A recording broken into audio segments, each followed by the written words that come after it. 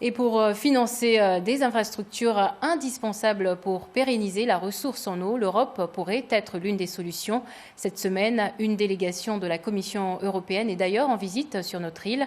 Ces représentants de la Direction générale de la politique régionale et urbaine viennent voir sur le terrain les avancées des projets financés. En effet, ces fonds européens sont utilisés dans de nombreux domaines, le tourisme, le numérique ou l'aménagement urbain. Laini Saïd Hachim, Atoumani Simba. Cette armoire électrique remplace l'ancienne équipée de cuivre. Elle est dotée de la fibre optique alimentant 200 foyers.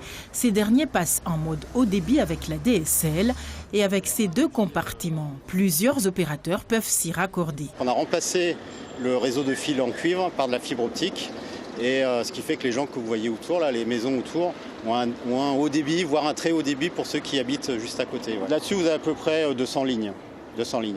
Et c'est une des armoires qu'on a construites en tout. On en a construites 7 à travers tout le département.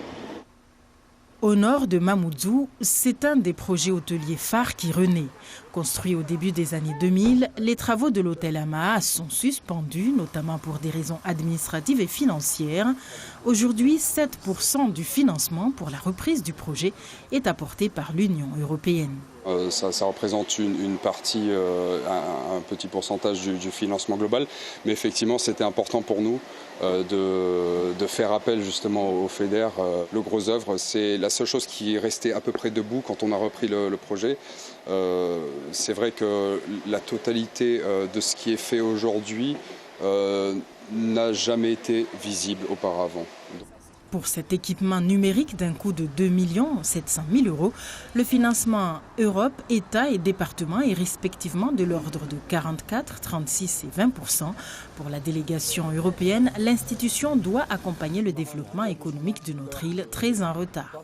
La Commission et l'Europe étaient déjà présentes pendant des années avec Mayotte et on suit de très proche le développement. On est ici pour aider, pour soutenir les autorités, pour dépenser l'argent européen. Pour ce qui est du développement numérique, d'ici 2021, les habitants des deux derniers villages, Nyambadao et Ongojou, devront passer au haut débit. Seringues, pansements et autres objets pharmaceutiques déjà utilisés et potentiellement contaminés. Des déchets à ne surtout pas